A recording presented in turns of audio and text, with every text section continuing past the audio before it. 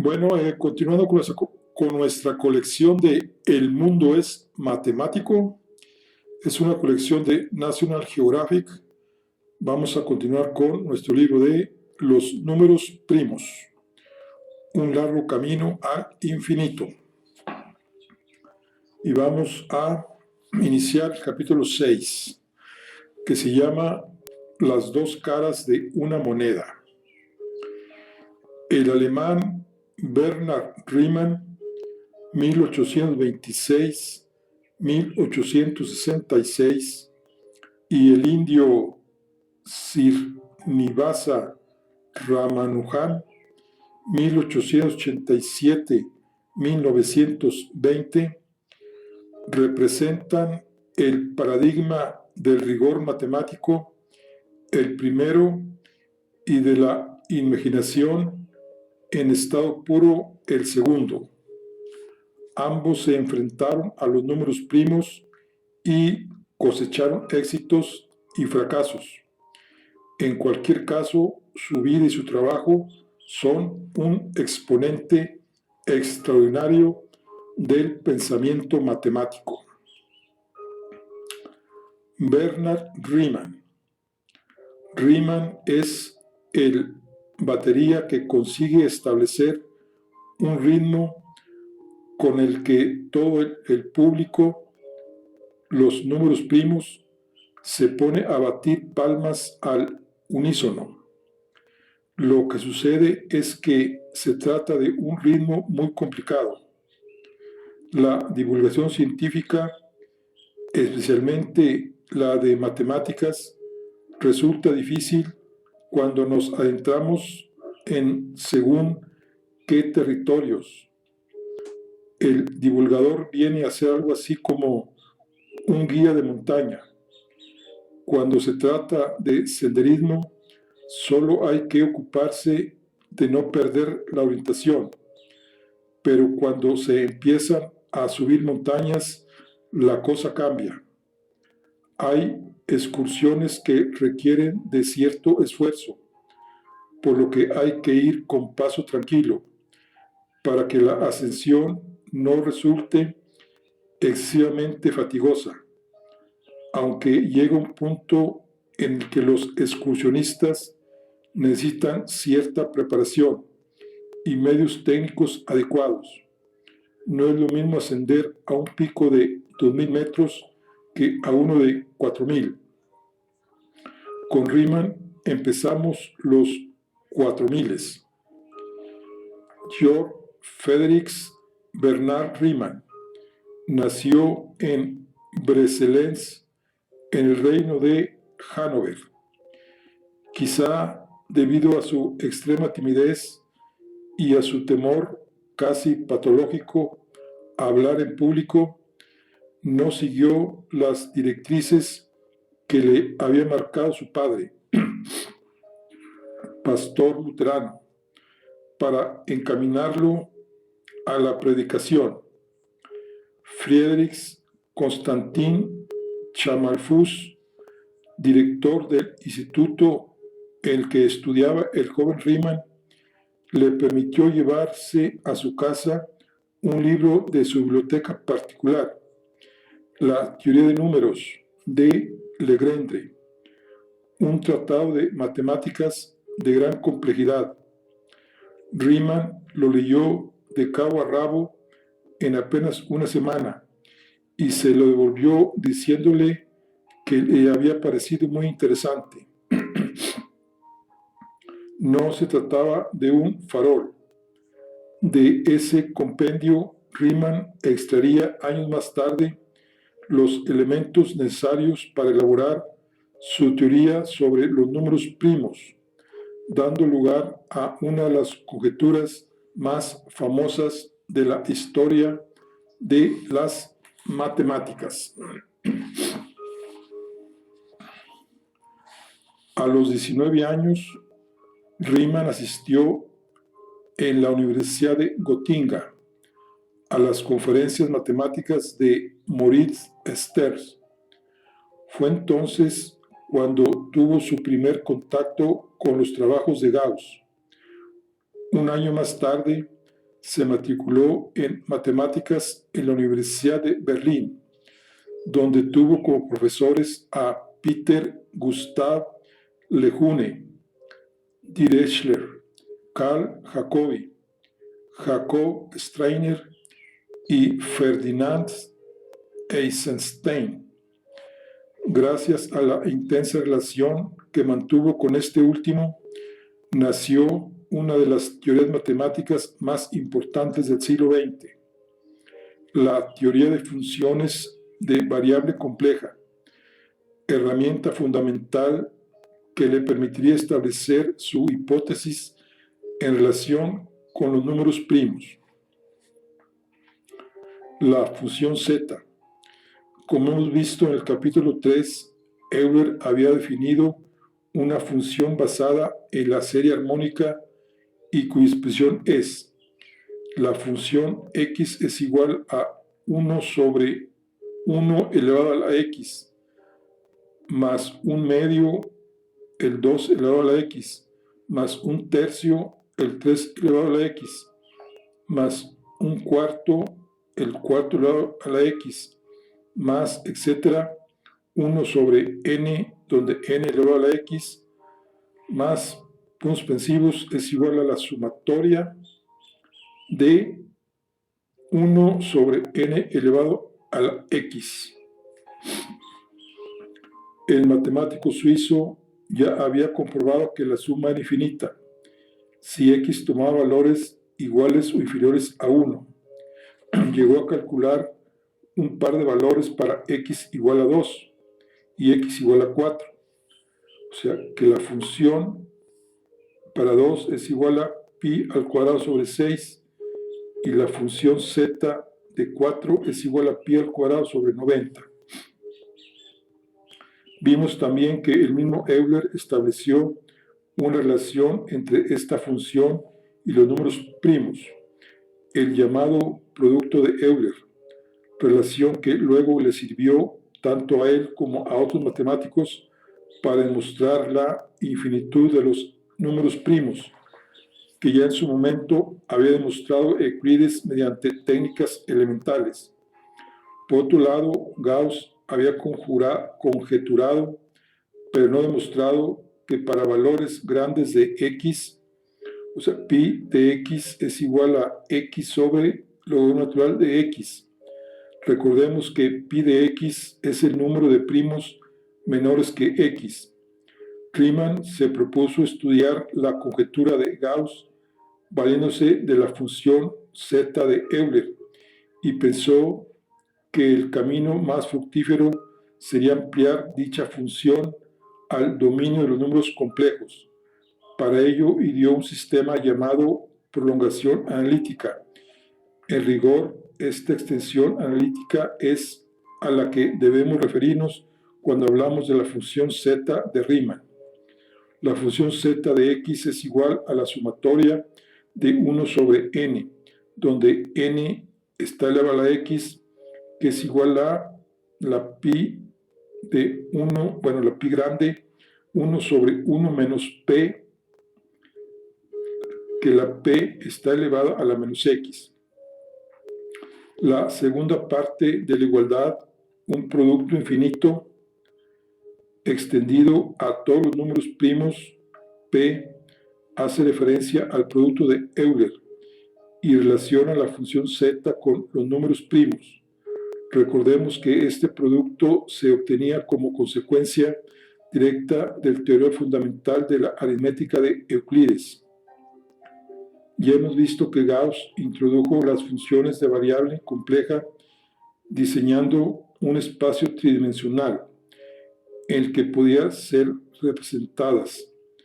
Riemann da un paso más allá y define lo que han de ser las funciones complejas de variables complejas. El problema era que ahora estas no iban a poder visualizarse, ya que para ello requiere de un espacio de 4 dimensiones.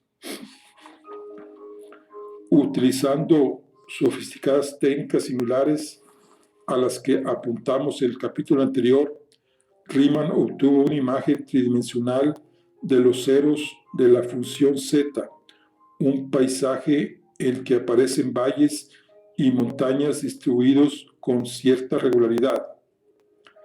En esta función hay 2 clases de ceros, valores que al sustituirlos en la función dan como resultado el valor 0. Unos son los enteros pares negativos x igual a menos 2, x igual a menos 4 y x igual a menos 6, y que son llamados soluciones triviales. Los demás ceros no tienen nada de trivial y su cálculo resulta extremadamente difícil. Son infinitos y se encuentran todos en la denominada banda crítica, aquellos cuyos valores reales se sitúan entre 0 y 1.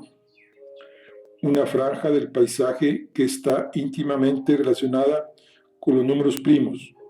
Fue en este escenario concreto donde 2 matemáticos, Jacques Hadamard y Charles de la Valle-Poussin, demostraron en 1896 y de forma independiente el teorema de los números primos, que había sido enunciado por Gauss. En una nota algo informal y sin ningún tipo de demostración, Riemann adelantó que todos los ceros no triviales de la función z eran de la forma 1 medio más y, que era tanto como decir que se encontraban en la recta x igual a 1 medio. Esta afirmación constituye lo que se conoce como conjetura o hipótesis de Riemann, que dice exactamente: la parte real de todo cero no trivial de la función z es 1 medio. Si la hipótesis es cierta, significa que todos los números primos se distribuyen de una forma regular, o mejor dicho, de la forma más regular posible.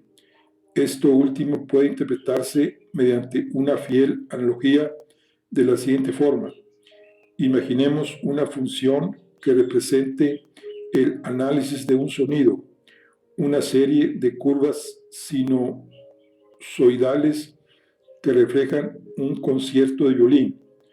Para explicarlo con mayor claridad, supongamos que se trata de un solo de violín.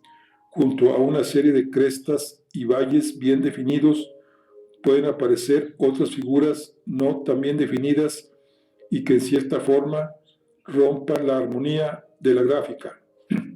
Esto es lo que técnicamente se llama ruido aleatorio, que se debe a muy diferentes causas: sonidos electrostáticos, ruido ambiental, esporádico, etc.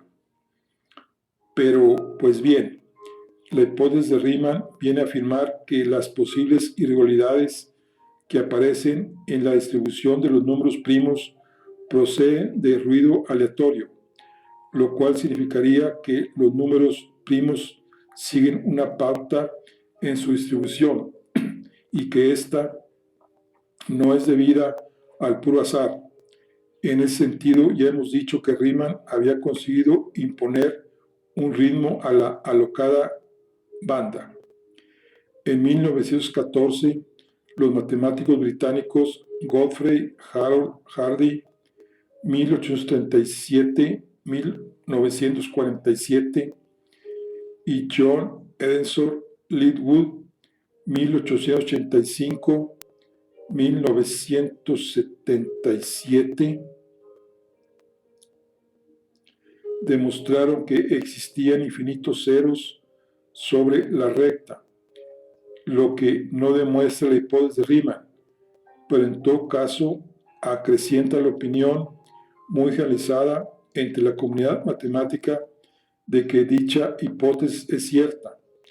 Hay quienes pueden pensar que si hay infinitos ceros sobre la recta crítica, ya deben de estar todos, pero ese es un pensamiento que indica ciertos desconocimientos sobre el concepto de infinito, un mundo lleno de paradojas, ya que además es posible que hubiera infinitos ceros que no estuvieran sobre dicha recta. Actualmente ya se llevan computados unos 10 millones de ceros no triviales que se encuentran en la recta crítica. En una ocasión le preguntaron al eminente matemático alemán David Hilbert cuál sería la primera información que pediría en un congreso de matemáticos que se celebrara 100 años después de su muerte, a lo que contestó: preguntaría si la conjetura de Riemann ya ha sido demostrada. Al día de hoy nadie lo ha conseguido.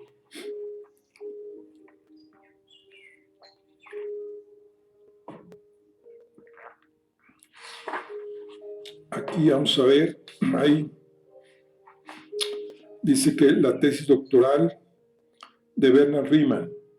Creo que he mejorado mis perspectivas con mi disertación. Espero también aprender a escribir más rápidamente y con mayor fluidez, especialmente si frecuento la sociedad y si tengo probabilidades de pronunciar conferencias. Por tanto, tengo buen ánimo. Con estas palabras escritas en una carta a su padre, Riemann se refería a la lectura de su tesis doctoral, que a los 25 años presentó en la Universidad de Gotinga, cuyo título era Fundamentos para una teoría general de las funciones de una variable compleja. Su lectura despertó el entusiasmo de Gauss, una de las figuras míticas de la matemática de la época. Bueno, a propósito de Ramanujan, sobre el pensamiento matemático. Henri Poincaré, 1854-1912, afirmaba que el trabajo matemático se desarrolla en 3 etapas. La primera consiste en un análisis depurado que ponga de manifiesto las dificultades del problema y de los diferentes enfoques necesarios para abordarlo de las herramientas de que se dispone, lo que supone una revisión a fondo de sus conocimientos. La siguiente la define como una etapa de aparente abandono. Se deja de pensar en el problema, o por lo menos se deja de pensar de una manera determinada, para que la mente se adentre en ese misterioso territorio de la inconsciencia, en el que la actividad creadora sigue sus propias pautas. Es el territorio de la imprecisión, de la inexactitud y el vagabundeo intelectual. El resultado de este proceso inconsciente puede aparecer en cualquier momento por sorpresa y ligado a acontecimientos que aparentemente nada tengan que ver con el objeto de la investigación. Es el momento que relata el matemático irlandés Sir William Hamilton, 1805-1865, cuando el 6 de octubre de 1843, paseando con su mujer por los alrededores de Dublín, se detuvo en seco, como si hubiera pisado un cable de alta tensión.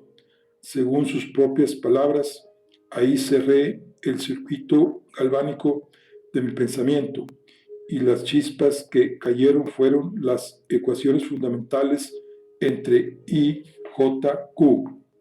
Hamilton se refería a que no eran 3, sino 4 los números que hacían falta para describir el comportamiento espacial de un número hipercomplejo. Es el momento mágico en el que el investigador tiene la sensación de que repentinamente se ha encendido una luz en una habitación en la que nunca había estado antes. Poincaré analiza entonces el proceso de selección que lleva a cabo el inconsciente para traernos al consciente algunas ideas y rechazar otras, llegando a la conclusión de que, siendo incapaz de dilucidar la veracidad o falsedad de dichas ideas, su único criterio de selección está basado en la belleza matemática. A partir de este punto, la tercera etapa es la de la plena conciencia, en la que el matemático somete a un severo juicio las ideas, aceptando unas y rechazando otras. Puede haber uno o varios retornos a la segunda etapa hasta que finalmente, si el problema se ha resuelto, se somete a las reglas de juego que impone el formalismo matemático y se le da la forma definitiva a la solución.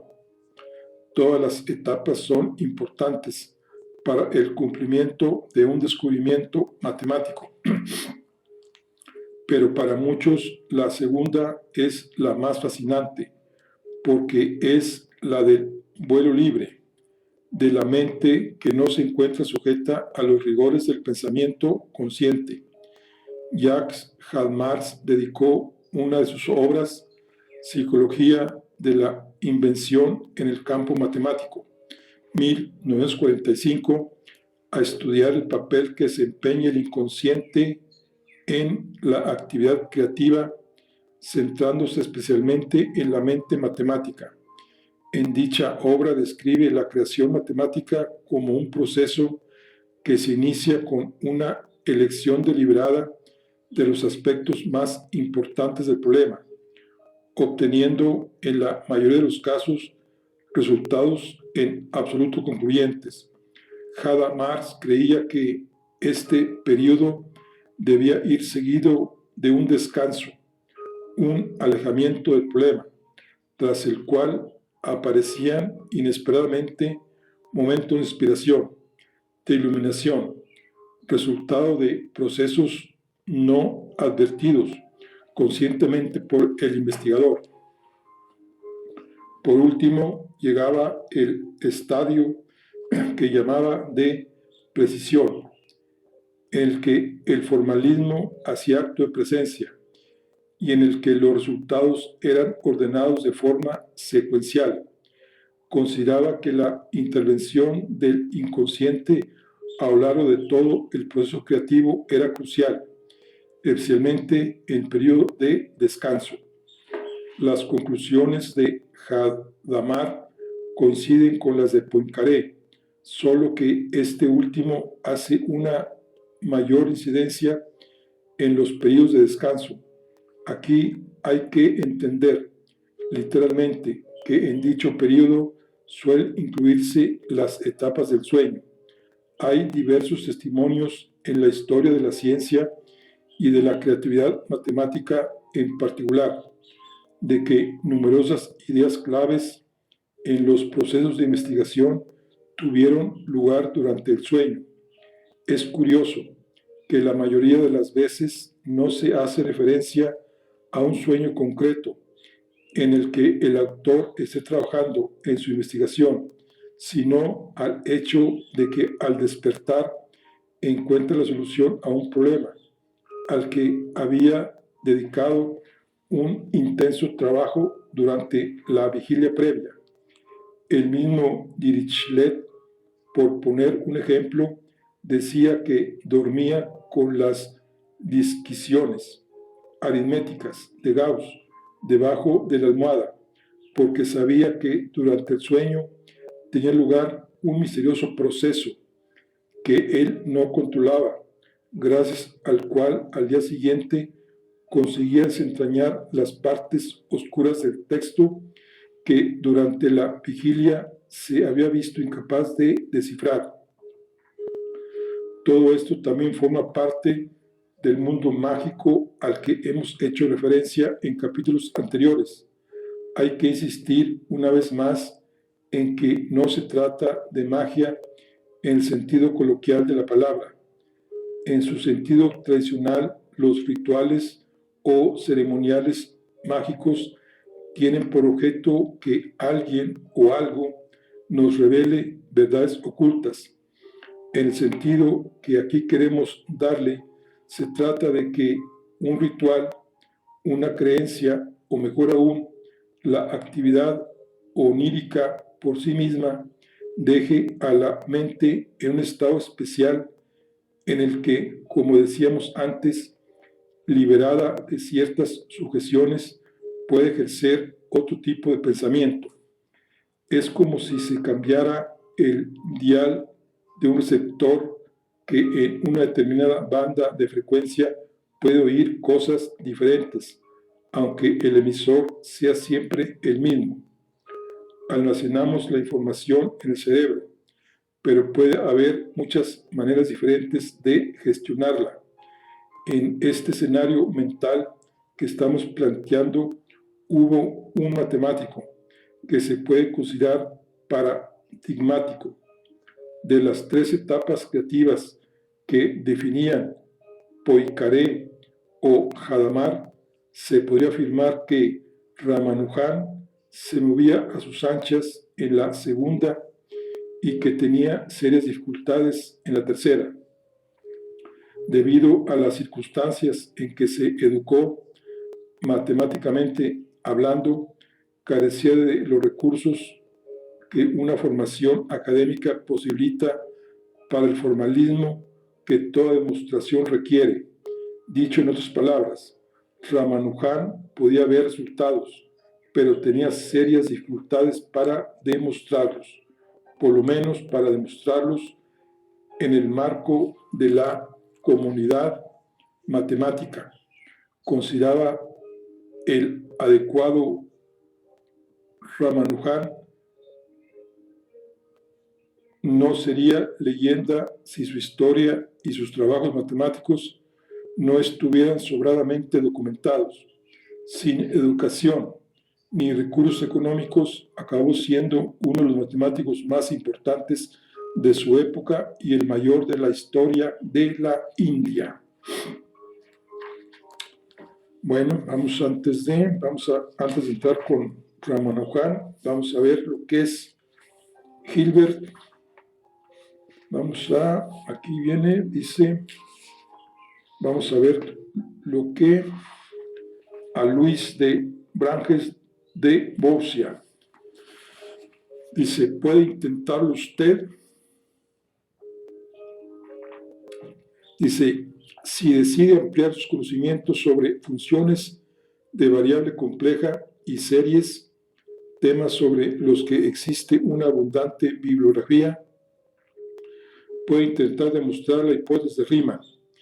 En el caso de que lo consiga, el Clay Matemáticas Instituto le premiará con la nada despreciable cantidad de $1.000.000 en efectivo, sin importar su edad, sexo o profesión. De todas maneras, seguramente tardará un tiempo en recibir el premio, ya que primero es preciso constatar que la demostración es correcta. En junio del 2004, Luis de Brandes de Borgia, matemático de la Purdue University West Lafayette, Indiana, aseguró haberlo conseguido, aunque la demostración no fue aceptada. Lo mismo sucedió en el 2008. Bueno, ahora vamos a ver lo que es la paradoja del infinito, el Hotel de Hilbert. El Hotel de Hilbert es un hotel imaginario que dispone de infinitas habitaciones. Su gerente se jacta de que nunca deja colgado a un cliente. El caso es que una noche en la que todas las habitaciones del hotel están ocupadas, se presenta de improviso un nuevo cliente. El conserje acude al gerente comunicándole la imposibilidad de alojarlo, a lo que éste responde que les pide a los huéspedes que ya están alojados que se cambien de habitación y pasen a ocupar la siguiente, de manera que el que ocupa el 1 pasa al 2, el 2 al 3, etc. Una vez realizada la operación, queda libre la habitación número 1, que es la que le dan al recién llegado. Pero a medianoche, el conserje acude de nuevo al gerente. Esta vez su rostro refleja cierta desesperación. Se acaba de presentar un grupo de infinitos matemáticos que acuden a un congreso. Esta vez nos va a ser imposible alojarlos a todos. Después de reflexionar un instante, el gerente propone lo siguiente: deberemos pedirles un nuevo favor a nuestros clientes. Cada uno de ellos debe multiplicar por 2 el número de su habitación y trasladarse al que tenga por número el resultado de la operación. O sea, que quien está en el 4 pasa a la 8, el de 23 a la 46, el de 352 a la 604, y así sucesivamente. Una vez realizada la operación, en el hotel quedan libres todas las habitaciones que tienen número impar, que como son en número infinito, permite alojar a todos los miembros del Congreso. Aquí está el retrato de David Hilbert realizado en 1912. Y aquí viene el retrato de Heinrich Poincaré. Fue un hombre de ciencia y destacado en todos los ámbitos de las matemáticas. Heinrich Poincaré. Bueno, ahora vamos a pasar a Srinivasa Ramanujan. Vamos a ver qué nos dicen de este gran matemático.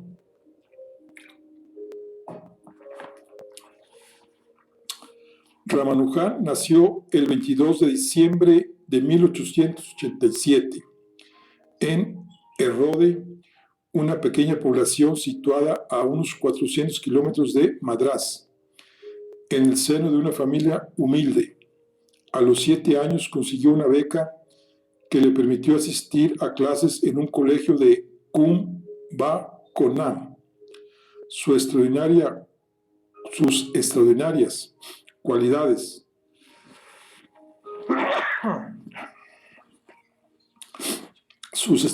cualidades matemáticas, tanto memorísticas como de cálculo, se manifestaron ya desde su más tierna infancia.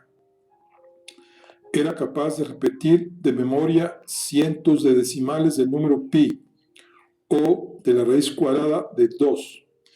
El primer texto de matemáticas que cayó en sus manos fue Synopsis of Elementary Results in Pure Mathematics, de G.S. Carr. Tenía entonces 15 años y puede considerarse que con él llevó a cabo su primera labor investigadora, ya que se trataba de un texto sintético en el que apenas había demostraciones y que, dada la situación de precariedad matemática en la que se encontraba, tenía que resultarle prácticamente incomprensible. A los 16 años consiguió una beca para ingresar al college del gobierno de Kumbhakonam, pero la pasión que Ramanujan sentía por las matemáticas lo llevaba a emplear todo su tiempo en ellas y por consiguiente dejó abandonadas las demás asignaturas, por lo cual acabó perdiendo la beca. A partir de entonces nunca aprobó ninguna asignatura que no fuera de matemáticas. En 1909 se casó y se vio obligado a buscar un trabajo que le permitiera mantener a su familia. A través de un amigo consiguió una carta de recomendación para colaborar con un aficionado a las matemáticas, Diwan Bahadur R. Ramachandra Rao, que era recaudador de Relore, a 130 kilómetros al norte de Madrás. La primera entrevista con Ramanujan la describe de este modo: hace algunos años, un sobrino mío, ignorante por completo de todo conocimiento matemático, me dijo: tío, tengo un visitante que habla de matemáticas y no lo comprendo. ¿Podría mirar si hay algo de interés en su charla? Y en la plenitud de mi sabiduría matemática, condescendí a que Ramanujan se acercara a mi presencia. una pequeña figura rústica, vigoroso, sin afeitar, desaliñada, con un rasgo llamativo, ojos brillantes, entró con un gastado libro de notas bajo el brazo. Era extremadamente pobre. Había huido de Kumbakonam a Madrás con el fin de conseguir cierto desarrollo para proseguir sus estudios. Jamás pidió ninguna distinción. Necesitaba desahogo.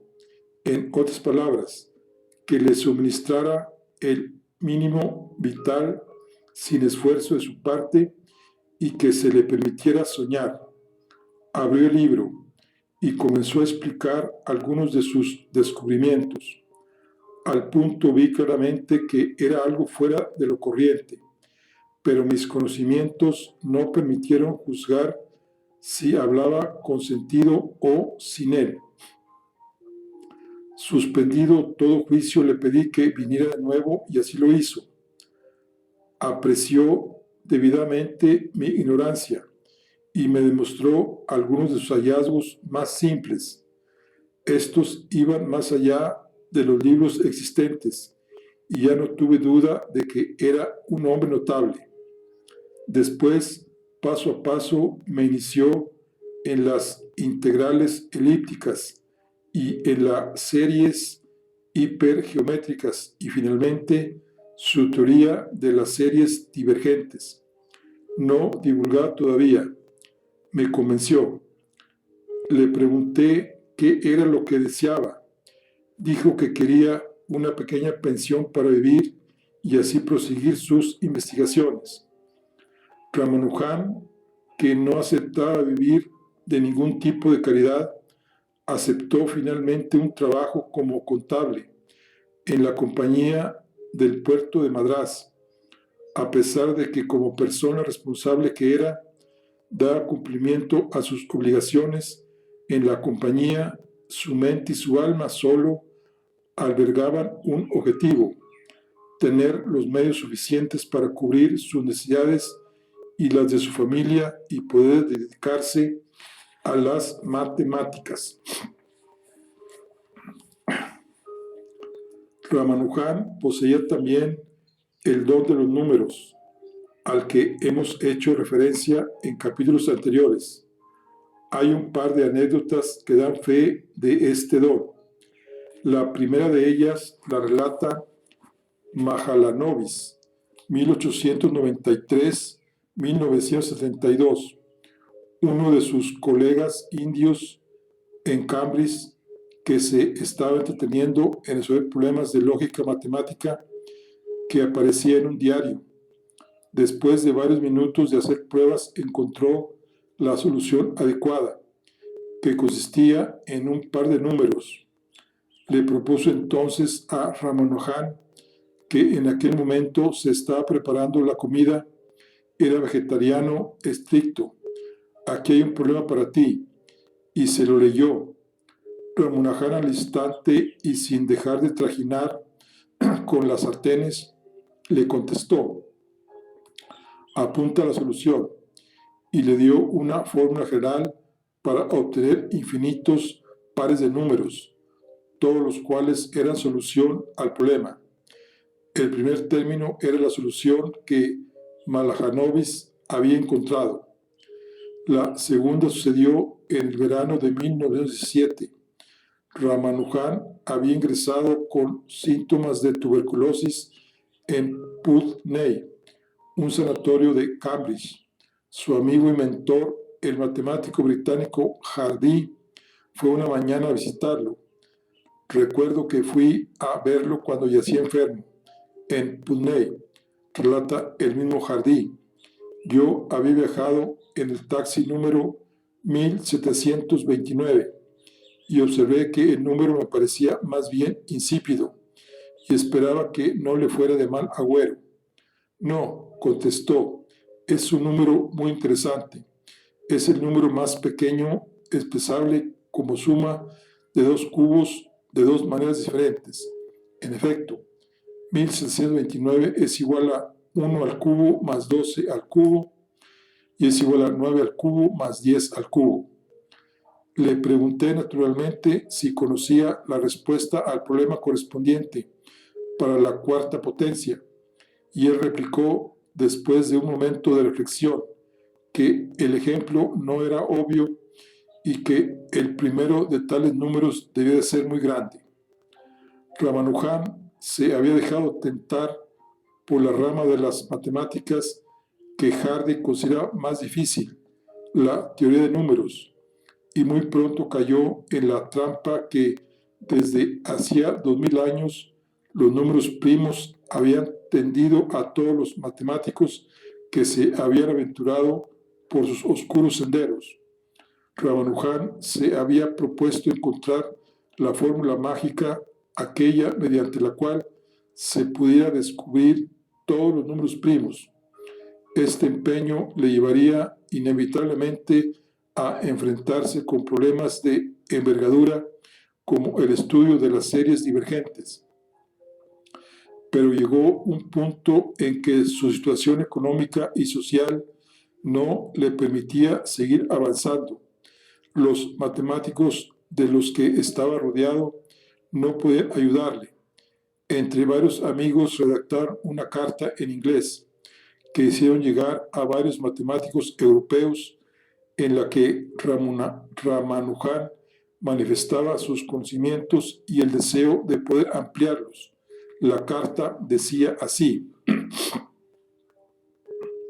apreciado señor, me permito presentarme a usted como un oficinista del Departamento de Cuentas del Port Trust Office de Madrás, con un salario de 20 libras anuales solamente.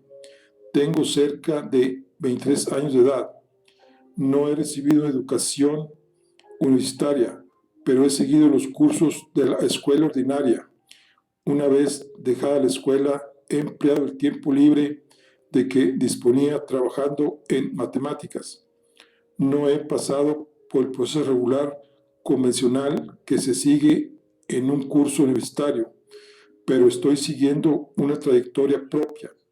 He hecho un estudio detallado de las series divergentes en general y los resultados a que he llegado son calificados como sorprendentes por los matemáticos locales.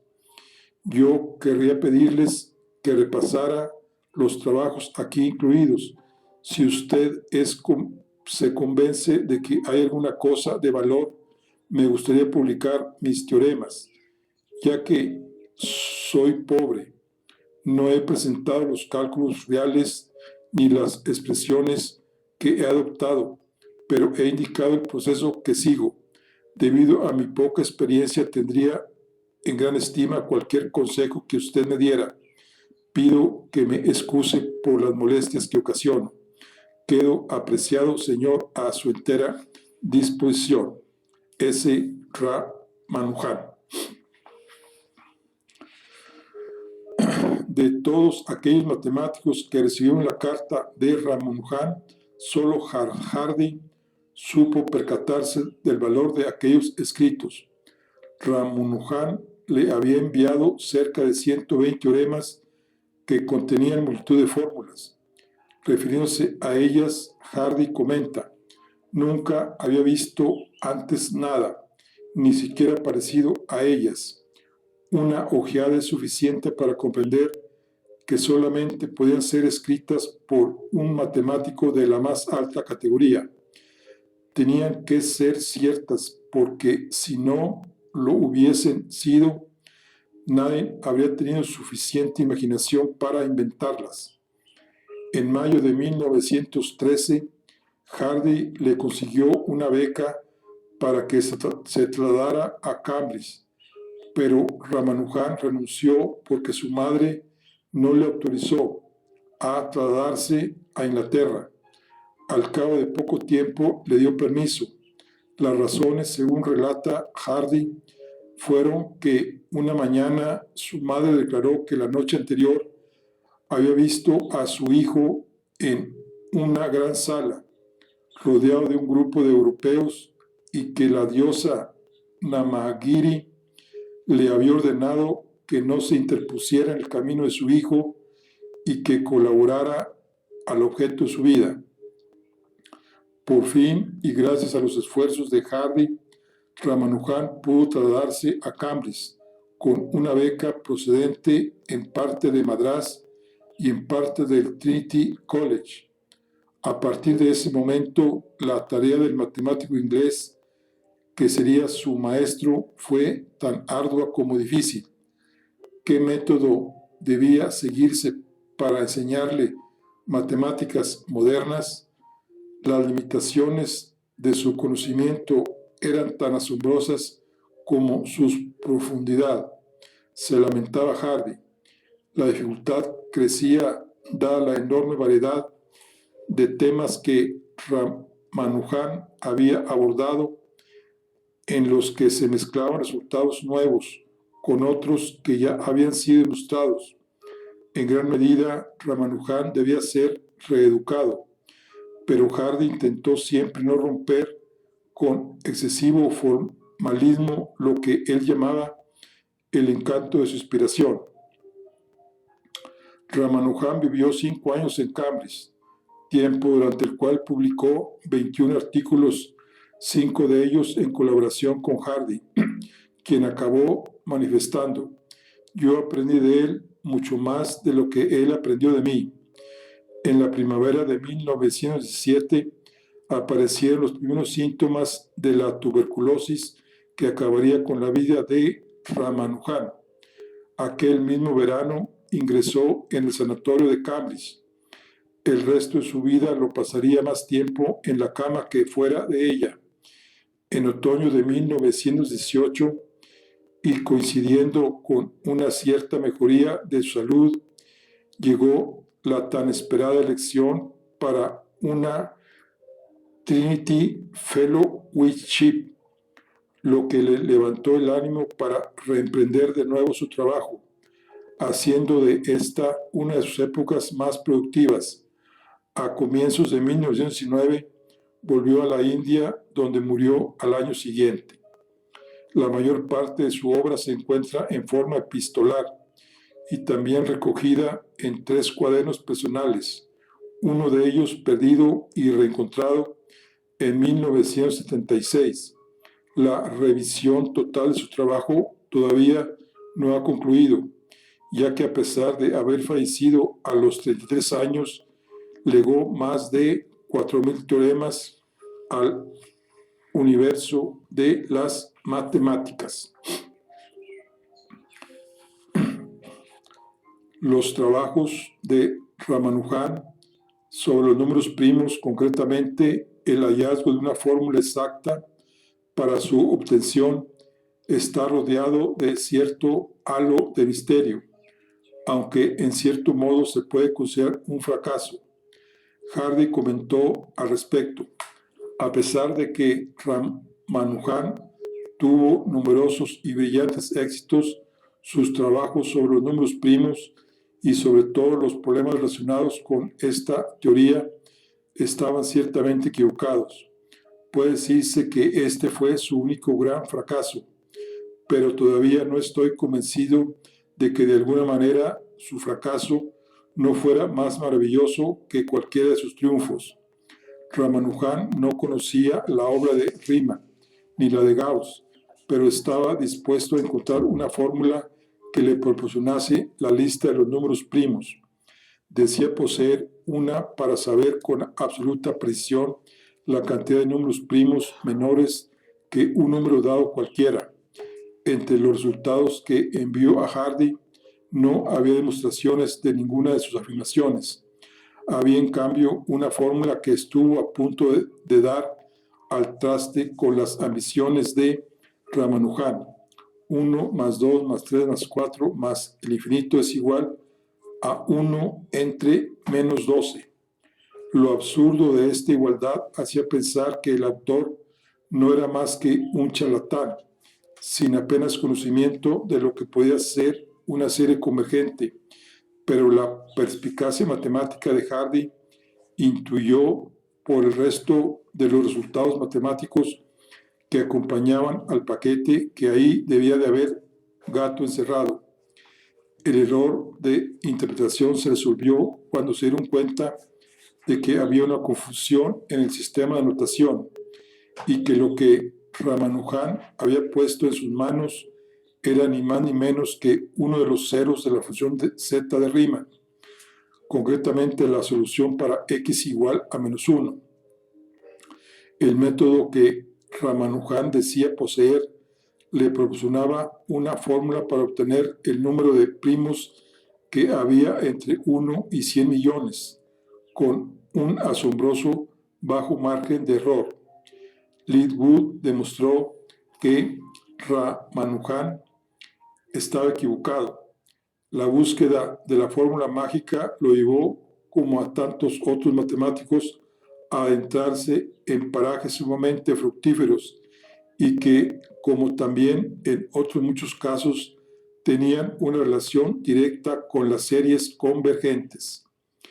El matemático americano Bruce Berndt, profesor del Departamento de Matemáticas de la Universidad de Illinois, que ha dedicado gran parte de su tiempo al estudio de las obras de Ramanujan, descubrió que este había elaborado una tabla diferente de la primera que había hecho llegar a Hardy, en la que se estudia con mayor detalle y precisión la aparición de números primos entre los 100 primeros millones de números naturales. Bernard afirma que la precisión es aún mayor que la conseguida mediante la fórmula de Riemann, lo que le lleva a especular con la posibilidad de que Ramanujan poseyera realmente una fórmula que por algún motivo no diera a conocer a nadie. Es muy probable que entre los cuadernos personales de Ramanujan queden todavía muchas verdades por desvelar. Lo cierto es que la exótica mente matemática de Ramanujan produjo algunos resultados aparentemente falsos, pero en su mayor parte dio resultados ciertos y de una gran belleza matemática. En cualquier caso, sus trabajos ocupan actualmente a miles de matemáticos en los departamentos de las universidades y sus resultados se aplican en áreas tan dispares como la química de los polímeros, la arquitectura de los ordenadores o la investigación del cáncer. Bueno, esto es la obra de Ramanujan. Vamos a ver aquí aquí tenemos una fotografía de una postal, que es el sello indio emitido en 1962 en conmemoración del 75 aniversario del nacimiento de Nirvasa Ramanujan. Aquí tenemos la casa, una fotografía de la casa de Ramanujan en Kumbakonam, ciudad en la que el matemático indio falleció el 26 de abril de 1920. Y aquí tenemos la fotografía de Godfrey Harold Hardy, 1837-1947. Hardy fue un personaje pintoresco, con un sentido del humor típicamente británico y un círculo de amistades muy restringido. Un día decidió establecer una valoración personal sobre los matemáticos. Puntuaba su talento en una escala de 0 al 100. No tuvo reparos en hacerla pública y en dicha valoración se dio a sí mismo una puntuación de 25, mientras que otorgó un 30 a Littlewood y un 80 a Hilbert. Por cierto, era su mejor amigo y el matemático con el que más colaboración tuvo. A Ramanujan le concedió la máxima puntuación. Según declaró el propio Hardy, su mayor contribución a las matemáticas fue el descubrimiento de Ramanujan. Aquí tenemos números taxicab desde aquel encuentro en la clínica entre Ramanujan y Hardy. a los números que tienen la propiedad de ser los más pequeños, que se pueden expresar como suma de n cubos de dos maneras diferentes, se les llama taxicab, y se define así el número taxicab n-ésimo, es el número natural más pequeño que se puede expresar de n formas distintas como suma de dos cubos positivos. Actualmente los números taxicab conocidos son TAC1 igual a 2, el TAC2 igual a 1729, el 3, 87.539.319, el 4, 6, 963, 472, 309, 248 y el 5, 48, 988, 659, 276, 962, 496. El sexto taxicab todavía no se conoce. Y aquí está una fotografía de 2, 4, 6, 7, 8 graduantes o graduados, Ramanujan en el centro y Hardy derecha, en una fotografía de grupo a las puertas del Trinity College de Cambridge. Bueno, aquí termina la historia de Ramanujan. Bueno, aquí concluimos lo que es el capítulo 6. Nos vemos en la siguiente. Hasta luego.